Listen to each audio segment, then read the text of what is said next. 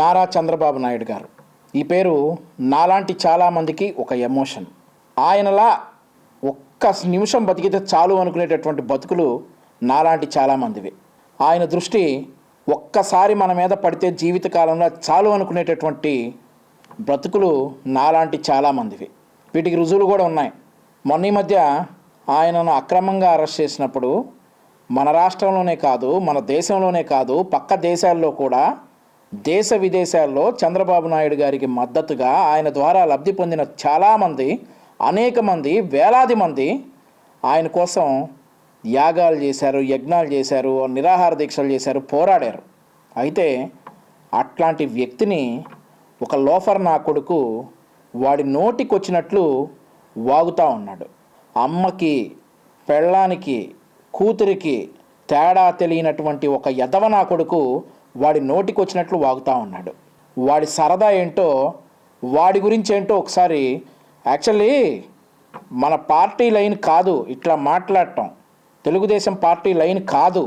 మేమందరం కూడా తెలుగుదేశం పార్టీ అనుబంధ విభాగాలైనటువంటి కొన్ని అనుబంధ విభాగాల పదవుల్లో కొనసాగుతున్న వాళ్ళం. ఇలా మాట్లాడితే మన అధినేత చంద్రబాబు నాయుడు గారు ఊరుకోరు. కానీ మౌనంగా ఉంటా ఉంటే ఇట్లాంటి యదవ నా కొడుకులు, ఇట్లాంటి బ్రోకర్ నా కొడుకులు, ఇట్లాంటి లోపర్ నా కొడుకులు నోటికొచ్చినట్టు వాగుతూ ఉన్నారు. కాబట్టి తెలుసు ఇట్లాంటివి మాట్లాడితే, వాళ్ళకి అగెయిన్స్ట్గా మాట్లాడితే ముందుగా మన రాష్ట్రంలో ఉన్నటువంటి కొంతమంది పోలీసులకు నచ్చదు, ఆ తర్వాత వాడు కొమ్ము కాసేటటువంటి కొంతమంది గూండా నా కొడుకులకి నచ్చదు.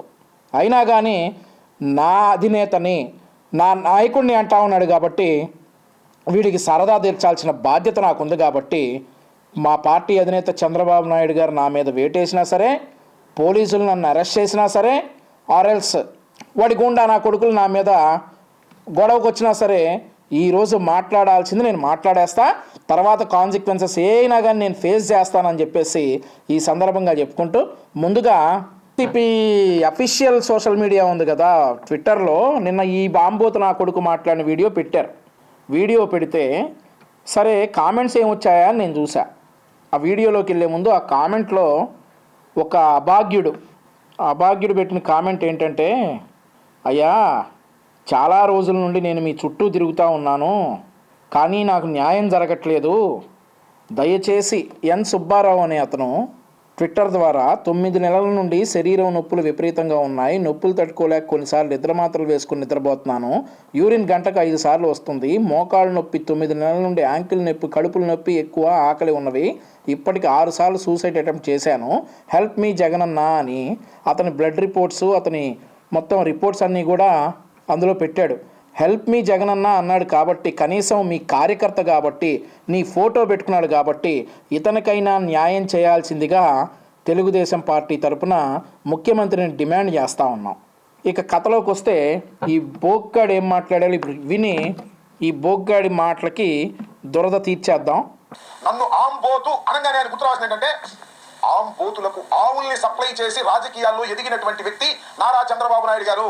అరే ముండా, నిన్ను ఆంబోతు అంటంలో అర్థం ఉంది. నువ్వు ఆంబోతువే.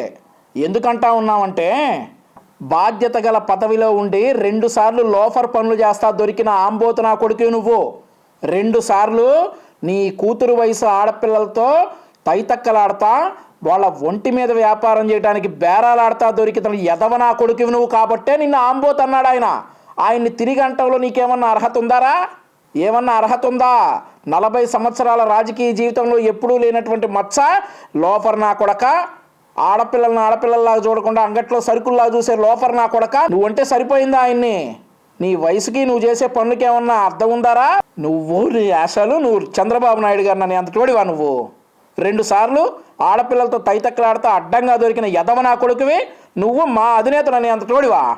ఆంబోతులకు ఆవుల్ని సప్లై చేసి రాజకీయాల్లో ఎదిగినటువంటి ఒక బ్రోకర్ నారా చంద్రబాబు. రే బ్రోకర్ అని ఆడని అడగర్రా. నువ్వు అడుగుతున్నావు కదా, బాగుంటుందా, ఏమేం చేస్తుంది, ఎన్నిసార్లు చేస్తుంది, ఎప్పుడు చేస్తుంది, ఎలా ఉంటుంది, ఎన్నింటికి వస్తుంది, ఎన్ని గంటలకి వస్తుందని ఫోన్లోనే ఎంక్వైరీలు చేస్తున్నావు కదరా. ఆత్రవాగన్ నా కొడక.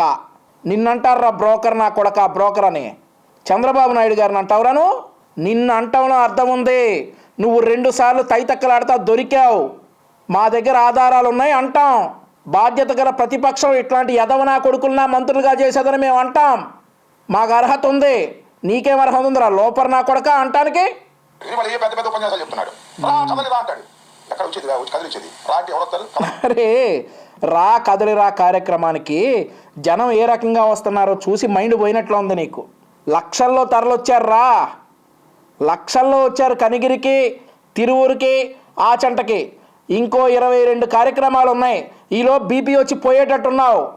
లక్షల్లో వచ్చారు జనం. ఏది నీ దరిద్రపు రోడ్లను కూడా లెక్క చేయకుండా ఎలాగోలా రోడ్ల మీద ఈదుకుంటా, ఆ రోడ్ల మీద కుంటుకుంటా లక్షల్లో మా సభలకు జనం వస్తూ ఉన్నారు ఈరోజు చంద్రబాబు నాయుడు గారి కోసం.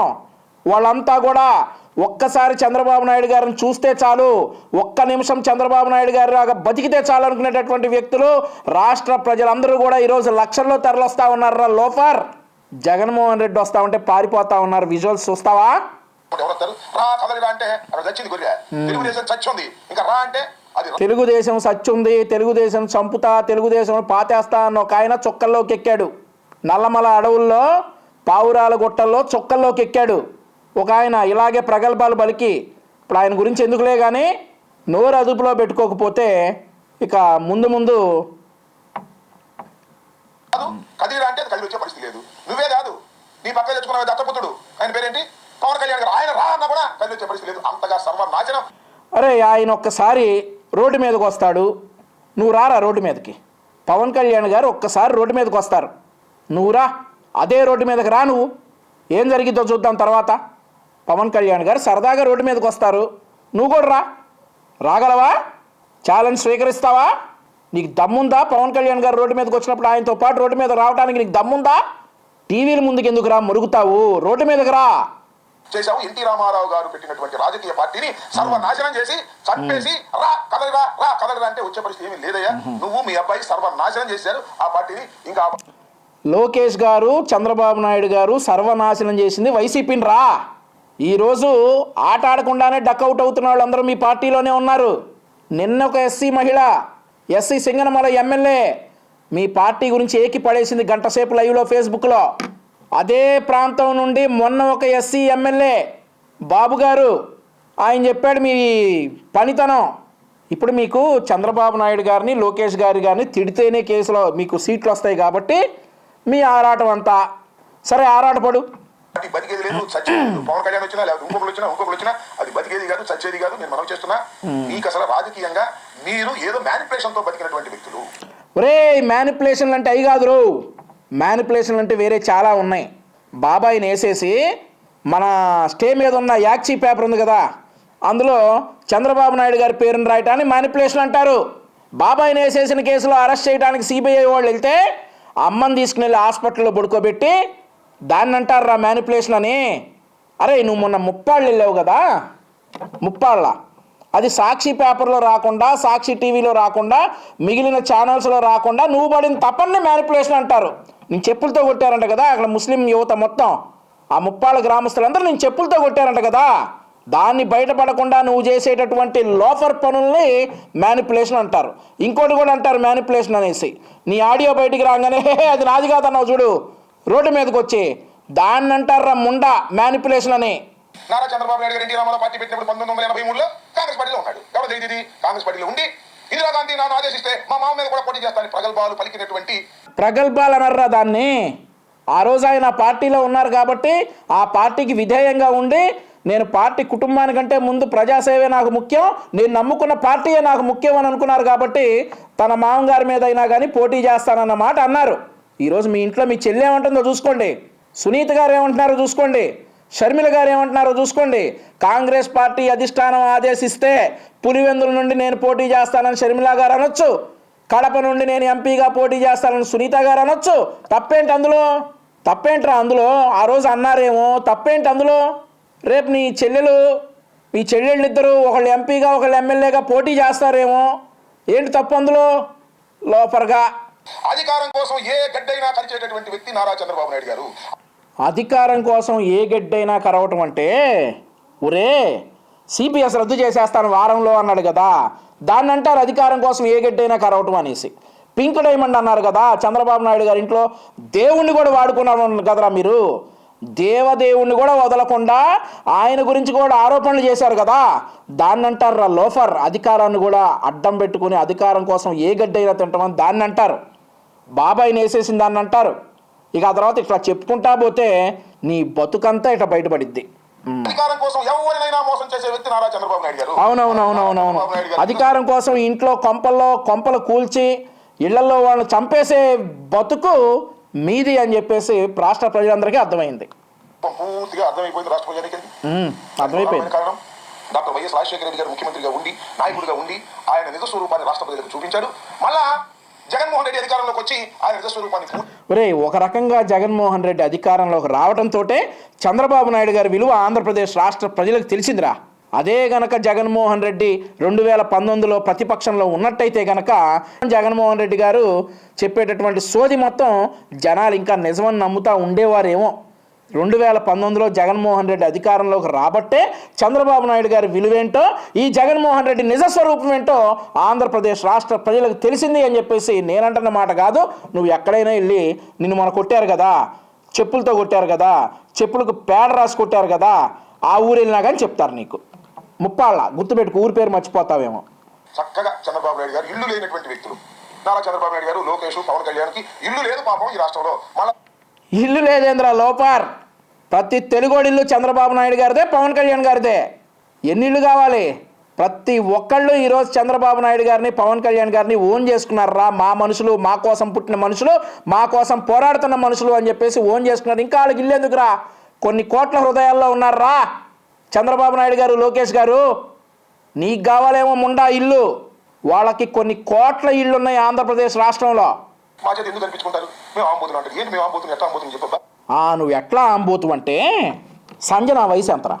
సంజన వయసు ఎంత? 10 సంవత్సరాల క్రితం సంజన, ఆ తర్వాత మళ్ళీ ఇప్పుడు సుకన్య, ఇంకో 10 ఏళ్ళు ఆగితే ఎవరో. ఆంబోతు కూడా అంతే, సచ్చేదాకా కుమ్ముతానే ఉంటుందంట. అట్లాంటి ఎదవి కాబట్టి కూతురు వయసు ఆడపిల్లలు కూడా నువ్వు చూసి కన్ను కొడతావు కాబట్టి, నీకు వావి వరసలు లేవు కాబట్టి నిన్ను ఎదవా ఆంబోతు అనడంలో తప్పులేదు. ఏం ఎక్స్పీరియన్స్ ఉంది మా ఆంబోతులుగా?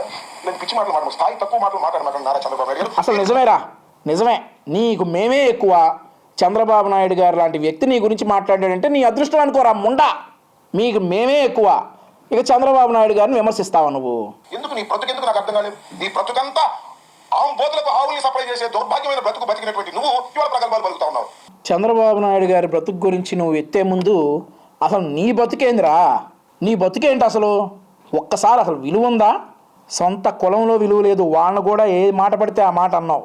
తాగుబోతులు, తిరుగుబోతులు అన్నావు మీ కులస్తుల్ని, సాటి నా కాపు సోదరుల్ని. ఆడవాళ్ళలో విలువ ఉందా నీకు? అదే కనీసం నీ నియోజకవర్గంలో విలువ ఉందిరా? మొన్న వెళ్తే ఎమ్మట బరి కొట్టబోయారు, చెప్పులు తీసుకుని కొట్టబోయారు. నీ నియోజకవర్గంలో నీకు విలువ ఉందా? కేవలం జగన్మోహన్ రెడ్డి తిట్టమన్నాడు కాబట్టి, ఆయన తిడితేనే నీకు ఎమ్మెల్యే సీటు కాబట్టి ఈరోజు చంద్రబాబు నాయుడు గారిని, పవన్ కళ్యాణ్ గారిని, నారా లోకేష్ గారిని విమర్శిస్తూ ఉన్నాం. తాట తీస్తాను కొడక. నోరు అదుపులో పెట్టుకోండి నారా చంద్రబాబు నాయుడు గారు. నోరు అదుపులో పెట్టుకోకపోతే నోరు ఆయన ఎప్పుడూ అదుపులోనే ఉంటారా? ఆయన నోరు అదుపు తప్పితే నువ్వు బతికుంటావా? ఆయన నోరు అదుపు తప్పితే నువ్వు బతికుంటావురా? ఆయన అదుపులో ఉంటాం కాక మమ్మల్ని కూడా అదుపులో పెడుతున్నాడు మా అధినేత చంద్రబాబు నాయుడు గారు. ఆయన నోరు అదుపు తప్పితే అసలు నువ్వు తట్టుకుంటావా? నువ్వు బతికుంటావా? ఆయన వదలంటారా? మమ్మల్ని అందరూ వదిలితే నువ్వు అసలు తట్టుకుంటావురా? నువ్వు మళ్ళీ మాట్లాడతావా ప్రెస్ ముందుకు వచ్చే? మమ్మల్ని అందరినీ ఆయన ఆదేశిస్తే కుక్కేదో మరుగుతుందిలే వదిలేయని అన్నారు కాబట్టి చాలామంది ఈరోజు వదిలేశారు. కానీ ఆ కుక్క అకారణంగా మరుగుతుంటే ఆ కుక్కని గూబాలు కొట్టాలి కాబట్టి ఈరోజు నాలాంటి కొంతమంది వచ్చి ఈయన పవన్ కళ్యాణ్ గారు ఎవరితో పుత్రం ఉన్నాడు? అఫీషియల్గా భారతీయ జనతా పార్టీతో ఉన్నాడుగా. అనఫిషియల్గా ఎవరితో ఉన్నాడు? చంద్రబాబు నాయుడు గారితో ఉన్నాడు. అరే అనఫిషియల్ ఎట్లా ఇద్దరా? ఆయన చంద్రబాబు నాయుడు గారు అరెస్ట్ అయినప్పుడు మీడియా సాక్షిగా రాజమండ్రి సెంట్రల్ జైలు ముందు తెలుగుదేశం, జనసేన కలిసి ఎన్నికలకు వెళ్తాయని చెప్పేసి అంత హ్యూజ్ అనౌన్స్మెంట్ ఇచ్చినాక అది అనఫిషియల్ ఎట్లా ఇద్దరా ముండా? అది అనఫిషియల్ అవుతుందా? అఫీషియల్గానే పొత్తులో ఉన్నారు. అది అనఫిషియల్ ఎట్లా అవుతుందిరా? అంత పబ్లిక్ అనౌన్స్మెంట్ చేసిన తర్వాత, మేనిఫెస్టో కమిటీ కూడా మేము వేసుకున్న తర్వాత, ఉమ్మడి కార్యాచరణ ప్రకటించిన తర్వాత అనఫిషియల్ ఎట్లా అవుతుందిరా బ్రోకర్? అనఫిషియల్ ఏదవుతుందో ఏదో అనఫిషియల్ అవుతుందో నేను చెబుతా. పవన్ కళ్యాణ్ గారు అలవాటే ఒకరితో అఫీషియల్ గాను మరొకరితో అనఫిషియల్ గాను ఉండటం. రే అఫీషియల్ అనఫిషియల్ గురించి నువ్వారా రాంబాబు మాట్లాడేది? అఫీషియల్గా నువ్వు చేయాల్సింది ఇంట్లో కాపురం, ఇంకేదో అనుకునేవు. మరి నువ్వు ఏడ చేస్తున్నావురా? నువ్వారా అఫీషియల్ అనఫీషియల్ గురించి మాట్లాడేది? సిగ్గుందా ఆ మాట మాట్లాడటానికి? నీ ఉద్దేశం ఇందులో క్లియర్గా పవన్ కళ్యాణ్ గారి వ్యక్తిగత జీవితం గురించే మాట్లాడేవు కాబట్టి మేము కూడా వ్యక్తిగత జీవితాల గురించే మాట్లాడుతా ఉన్నాం. నువ్వు చేసింది ఏంట్రా? నువ్వు అఫీషియల్గా ఒకటి, అనఫీషియల్గా 4-5 మాకు తెలిసి తెలియకుండా ఇంకెన్ని ఏడిసినాయో నువ్వు మాట్లాడాలి. ఇక అఫీషియల్ గురించి, అనఫీషియల్ గురించి. మీ అఫీషియల్ అనఫీషియల్ జీవితాలు ఎవరికి తెలియదు అని అడుగుతా ఉన్నా. ఓరి నాయనో, నువ్వు చెప్పాలరా ఇక అఫీషియల్ గురించి, అనఫీషియల్ పవన్ గురించి. కళ్యాణ్ వీళ్ళు జగన్మోహన్ రెడ్డి గారి గురించి మా గురించి మాట్లాడతారు. రైట్, ఇక్కడికే వచ్చావు. అసలు నిజంగా పవన్ కళ్యాణ్ గారు, చంద్రబాబు నాయుడు గారు, లోకేష్ గారు అవసరంలా నీ గురించి, జగన్మోహన్ రెడ్డి గురించి మాట్లాడాలంటే. నువ్వేమో తైతక్కలాడే ఎదవ్వి, ఆయనేమో బాబాయిని చంపేసి కోడికత్తి గీసుకోకుండా టమాటో సాస్ అంటించుకుని అధికారంలోకి వచ్చినటువంటి ప్రబుద్ధుడు. మీ గురించి మాట్లాడటానికి మేం చాలరా బాబు. చంద్రబాబు నాయుడు గారు ఎందుకు, లోకేష్ గారు ఎందుకు, పవన్ కళ్యాణ్ గారు ఎందుకు? కానీ వాళ్ళు బాధ్యత గల ప్రతిపక్షం కాబట్టి నీకు అప్పచెప్పిన పని వదిలేసి ఆంబోతులా ఎక్కడ దొరికితే అక్కడ రంకెలేస్తా ఉన్నావు కాబట్టి నీ గురించి మాట్లాడాల్సి వచ్చింది. నీ గురించి మాట్లాడారు కాబట్టి నువ్వేదో ఆయన మీద బురద చల్లే ప్రయత్నం చేస్తూ ఉంటే ఇక్కడ ఎవడో చూస్తా ఊరుకోడు, తోలు తీస్తాం. అదేనటువంటి బ్రతుకులు కావు మీవి అని మరొకసారి చెప్తున్నా. నువ్వు అదుపులో పెట్టుకోమని మరొకసారి హెచ్చరిస్తున్నా. నీకు ముగ్గురు కలిసి వచ్చినా, ఇంకెవరైనా తీసుకొచ్చినా మీరేమీ చేయలేరు. దానికి ఒకటే కారణం, జగన్మోహన్ రెడ్డి గారి ఈ పరిపాలన ప్రజల హృదయాలలో చిరస్థాయిగా ఉండే పరిపాలన, చిత్తశుద్ధిగా అవునవును, చిరస్థాయిగా ఉండే పరిపాలన. అయితే ఒక్కసారి అంగన్వాడీ వాళ్ళు చేస్తున్న ధర్నా దగ్గరికి జగన్మోహన్ రెడ్డి నువ్వు రండిరా. ఒక్కసారి మన మున్సిపల్ కార్మికులు చేస్తున్న ధర్నా దగ్గరికి జగన్మోహన్ రెడ్డి నువ్వు రండిరా. రండి, ఒకసారి రండి. చిరస్థాయిగా నిలిచిపోతారా బాబు, రండి. చిరస్థాయిగా సన్మానం చేస్తారు మీ ఇద్దరికి. మీరు ఒక్కసారి రండి, రండి. ఆ తర్వాత చిరస్థాయిగా నిలిచిపోతారో ఏం చేస్తారో చూద్దాం. చేసినటువంటి వ్యక్తి, మీరు చేయలేని అనేక సంక్షేమ కార్యక్రమాలను అమలు చేసినటువంటి నాయకుడు. చూశారు కదా, 3,000 రూపాయలు ఇంటింటికి. రైట్ వస్తున్నాం. ప్రభుత్వం ఇది, ఇచ్చిన మాట నిలబెట్టుకున్నటువంటి ప్రభుత్వం ఇది. ఇచ్చిన మాట నిలబెట్టుకున్న ప్రభుత్వం. 3,000 రూపాయలు వృద్ధాప్య పెన్షన్ పంచినటువంటి ప్రభుత్వం ఇది. ఇచ్చిన మాట నిలబెట్టుకున్నటువంటి. అరే, ఇంటింటికి 3,000 రూపాయలు ఎప్పుడు ఇస్తానన్నాడు, ఎప్పుడు ఇచ్చాడురా?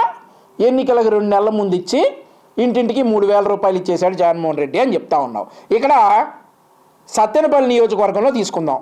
100 నొక్కేసేవంట కదరా అవ్వాతాతల పెన్షన్లో. ఏదో లక్కీ డిప్ అని చెప్పి నీ బొంద, ఏదో లక్కీ డ్రా అని చెప్పి 100 రూపాయలు నొక్కేసేవంట కదా. దీన్ని ఎవడికి చెప్పవేరా? నీ నియోజకవర్గంలో ఎందుకురా 2,900 ఇస్తున్నారు పెన్షను, 100 రూపాయలు ఎందుకు నొక్కేసావు? లక్కీ డిప్పా? నీ తలకాయ డిప్పురా, నీ బొంద డిప్పు. అవ్వాతాతల పెన్షన్లో కూడా 100 రూపాయలు నొక్కేసేటటువంటి నువ్వు చంద్రబాబు నాయుడు గారి గురించి, లోకేష్ గారి గురించి, పవన్ కళ్యాణ్ గారి గురించి మాట్లాడతావు. ఇది తీసేస్తే మీ కాన్స్టిట్యున్సీలో ఒక కార్మికుడు మురుక్కాలువలో పడి చనిపోయాడు. మురుక్కాలువలో పడి చనిపోతే అతనికి సీఎంఆర్ఎఫ్ రిలీఫ్ ఫండ్ చెక్ వస్తే చెక్లో కూడా నువ్వు అడిగావంట కదరా. ఆ చెక్కులో కూడా నువ్వు లంచం అడిగావంటే ఇక నువ్వు చంద్రబాబు నాయుడు గారి గురించి, పవన్ కళ్యాణ్ గారి గురించి, లోకేష్ గారి గురించి మాట్లాడేటటువంటి ఆ డబ్బుల్లో కూడా నువ్వు నొక్కేసావంటే నిన్నేమనాలా? ఏమనాలి చెప్పు నిన్ను? రాంబాబు, కొన్ని లిమిట్స్ ఉంటాయి, నొక్కడంలో కొన్ని లిమిట్స్ ఉంటాయి రారే. మరీ దారుణంగా అవ్వాతాతల పెన్షన్లో 100 రూపాయలు నొక్కి, అరే మురుక్కుంట్లో పడి చనిపోయినటువంటి కార్మికుడికి అడిగి ఎంత వస్తాయిరా పాపం, 3 లక్షలు వస్తాయో 4 లక్షలు వస్తాయో, అందులో కూడా నువ్వు నొక్కటానికి ట్రై చేసావంటే ఇక నువ్వు చంద్రబాబు నాయుడు గారి గురించి, నారా లోకేష్ గారి గురించి, పవన్ కళ్యాణ్ గారి గురించి మాట్లాడేటటువంటి పెద్ద మనిషి అయ్యావు. దరిద్రం కాకపోతే నిన్ను ఎమ్మెల్యేగా గెలిపించుకుని అనుభవిస్తూ ఉన్నారు ఈరోజు. ఏదైతే 100 రూపాయలు ఇచ్చారో బలవంతంగా లాక్కున్నావు కదా, వాళ్ళందరూ అనుభవిస్తూ ఉన్నారు ఈరోజు నిన్ను చూసి. నువ్వు మళ్ళీ అదిగాక బాగా తిట్టావని చెప్పేసి నీకు మంత్రి పదవి ఇచ్చారు. దాన్ని నీకు ఆ మంత్రి పదవిలో ఒక్కసారన్నా దాని గురించి మాట్లాడేవరా? ఏమన్నా తెలుసా నీకు అందులో? తూ అంటే తారాదు, ఊరికే నోరేసుకొని పడమంటే పడతావు, మేము పడ్డామంటే కేసులు పెడతావు. పెట్టుకో, ఎన్ని పెడతావో పోలీసు వారికి కూడా చెప్తా ఉన్నాం, చేసుకోండి, అరెస్ట్ చేసుకోండి. మా అధినేతలు అంటే మేము ఇలాగే రియాక్ట్ అవుతాం, ఖచ్చితంగా ఇలాగే రియాక్ట్ అవుతాం. మా అధినేత జోలికి వస్తే ఇలాగే రియాక్ట్ అవుతాం, అరెస్ట్ చేస్తే చేసుకోండి. తర్వాత ఇంకేమంటావురా? ఇచ్చిన మాట నిలబెట్టుకున్న ప్రభుత్వాన్ని ఎవరు ఓడించలేరు. మిమ్మల్ని ఓడించాలంటే ఇచ్చిన ఏ మాట కూడా మీరు నిలబెట్టుకోలేకపోయారు. అరే, జగన్మోహన్ రెడ్డిని ఓడించడానికి మేమందరం అవసరం లేదురా రాంబాబు. నువ్వు ఒక్కడే చాలురా, నువ్వు ఒక్కడే చాలు జగన్మోహన్ రెడ్డిని ఓడించి ఇంట్లో కూర్చోబెట్టడానికి.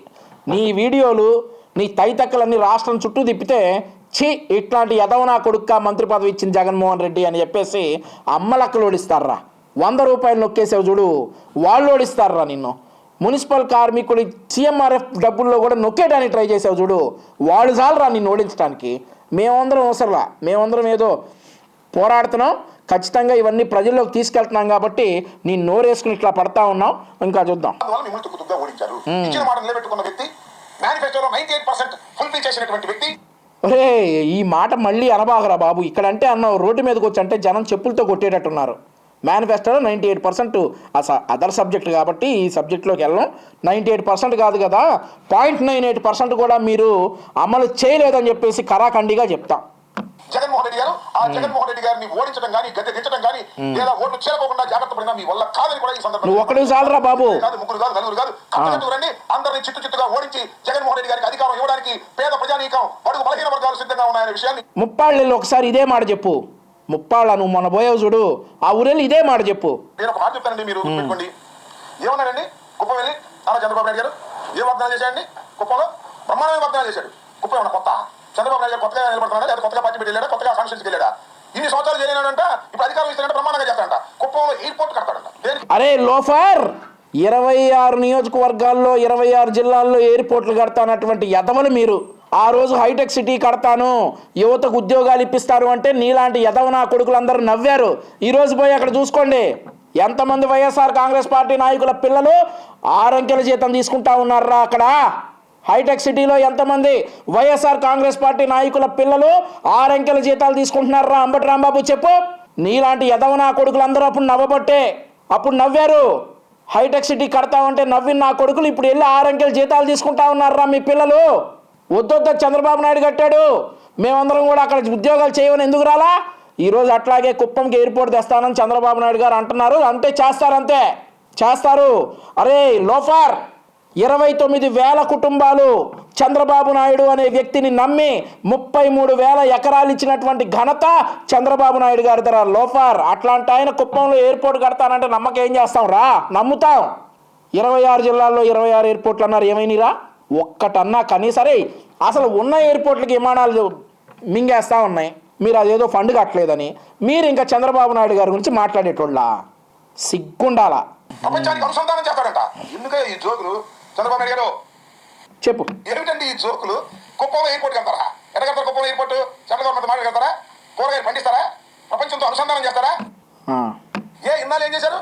ఇన్నాళ్ళు గుడ్డి కూరలకు పడుతున్నారా? ఆహా, నీలాంటి యదవనా కొడుకులందరినీ పడుతున్నాం. గెలిపించినందుకు, ప్రజలు గెలిపించినందుకు నీలాంటి యదవనా కొడుకులందరితో మాటలు పడుతున్నాం. ఆ మాటలు పడే టైం అయిపోయింది, ఇక చేతలు చేసి చూపిస్తాం. ఇన్ని సంవత్సరాలు రిప్రజెంట్ చేసావు కదా నువ్వు కుప్పాన్ని, అప్పుడు చేయలేని పెద్ద మనిషి ఇప్పుడు ఎలా చేస్తావు? చూపిస్తాం. కుప్పంలో ఎలా చేస్తామో చూపిస్తాం రా లోఫర్. నువ్వు పునాదులు వేసావు. జగన్మోహన్ రెడ్డి గారు నీకు ఇల్లే లేదు అంటే భయపడి పునాదులు వేసావు. అది ఎంతవరకు వచ్చిందో మాకు తెలియదు. కాబట్టి చంద్రబాబు నాయుడు గారు మీ చరిత్ర ప్రజలందరికీ తెలుసు. తెలిసినటువంటి విషయాలను మీరు ఎన్ని చెప్పుకున్నా, మీరు ఎంత గ్యాస్ కొట్టుకున్నా మీరు ఇవ్వడమే తప్ప ప్రజలు నమ్మరు. కాబట్టి చంద్రబాబు నాయుడు గారు మీ చరిత్ర ప్రజలందరికీ తెలుసు. తెలిసినటువంటి విషయాలను మీరు ఎన్ని చెప్పుకున్నా, మీరు ఎంత గ్యాస్ కొట్టుకున్నా మీరు ఇవ్వడమే తప్ప ప్రజలు నమ్మరు. నారా చంద్రబాబు నాయుడు గారు, ఆంబోతులకు ఆవుల్ని సప్లై చేసే నారా చంద్రబాబు నాయుడు గారు, గుర్తుపెట్టుకుని మనం చేస్తున్నాం. అరే లోఫర్, చెట్టుకు చీర కడితే కూడా ఎగేసుకుని వెళ్ళేటటువంటి లోఫర్, నా కొడక చంద్రబాబు నాయుడు గారి గురించి కానీ, నారా లోకేష్ గారి గురించి కానీ, పవన్ కళ్యాణ్ గారి గురించి కానీ నీ ఇష్టం వచ్చినట్టు మొరిగితే గూ పగలగొడతామని చెప్పి ఈ సందర్భంగా హెచ్చరిస్తా ఉన్నా.